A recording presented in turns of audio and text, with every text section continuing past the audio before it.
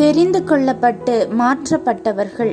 தாவீது ராஜாவின் ஆரம்ப நாட்களில், அந்நாளில் ராஜாவாகவும் தாவீதின் மாமனாராகவும் இருந்த சவுல் அவரை வேட்டையாட வேண்டி அவரை துரத்தும் போது அவர் தனது உயிருக்கு பயந்து ஒளிந்து கொள்ள வேண்டி இருந்தது. அப்படி தாவீது வனாந்திரங்களிலே ஒளிந்து கொண்டிருந்த போது அவரோடு அநேக உண்மையான நண்பர்கள் இணைந்து கொள்ள ஆரம்பித்தார்கள். அந்த நண்பர்கள் வித்தியாசமானவர்கள். அவர்கள் ஒடுக்கப்பட்டவர்கள், கடன்பட்டவர்கள், முறுமுறுக்கிறவர்கள் யாவரும் அவனோடே கூடிக்கொண்டார்கள். அவன் அவர்களுக்கு தலைவனானான். இந்த பிரகாரமாக ஏறக்குறைய 400 பேர் அவனோடு இருந்தார்கள்.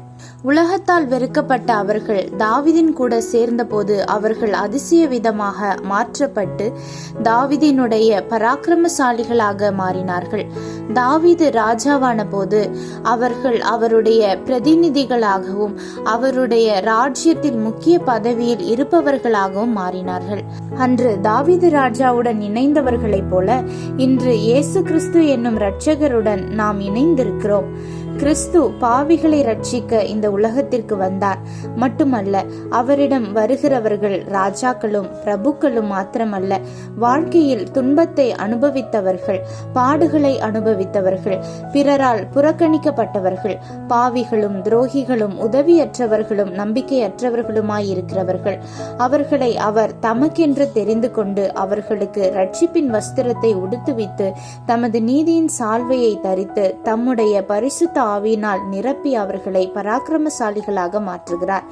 பரிசுத்தமாக்கப்பட்ட அவர்களே அவருடைய 1000 வருட அரசாட்சியில் அவரோடு கூட ஆளுகை செய்ய போகிறவர்கள். அல்லேலூயா. நம்மை எந்த நிலையிலிருந்து கிறிஸ்து தெரிந்து கொண்டார் என்பதை நாம் அறிவோம். அவர் நம்மை தெரிந்து கொண்டு அவருடைய நண்பர்களாகவும் அவருடன் இணைந்து அவருடைய ராஜ்யத்தை கட்டுகிறவர்களாகவும் தேவன் நம்மை மாற்றி இருக்கிறாரே. நாம் இனி துரத்தப்பட்டவர்கள் இல்லை. நாம் இனி நம்பிக்கையற்றவர்கள் இல்லை. நாம் இனி அற்பமாய் எண்ணப்பட்டவர்கள் இல்லை. நாம் இனி இழிவானவர்கள் இல்லை. நாம் இனி புறக்கணிக்கப்பட்டவர்கள் இல்லை. மாறாக கிறிஸ்துவின் அன்பை மற்றவர்களுக்கு சொல்லும் அவருடைய ஸ்தானாபதிகளாக இருக்கிறோம். அவருடைய பலத்த பராக்கிரமசாலிகளாக, சாத்தானை எதிர்த்து போராடுகிறவர்களாக இருக்கிறோம். எத்தனை பெரிய பாக்கியம் இது!